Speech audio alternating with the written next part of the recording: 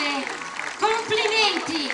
Si vede che sono senior, io qua vedo i maschietti che hanno gli occhi sbarrati, quindi se la meritano proprio. Un grandissimo applauso, veramente sono molto brave. Si stanno preparando per il secondo brano. Nel frattempo continuo la lista delle manifestazioni a cui loro hanno partecipato.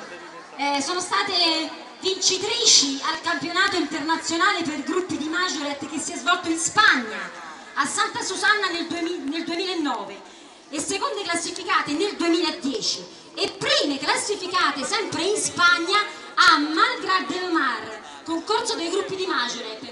Bravissime, complimenti, un grandissimo applauso, e eccole qui con il secondo brano.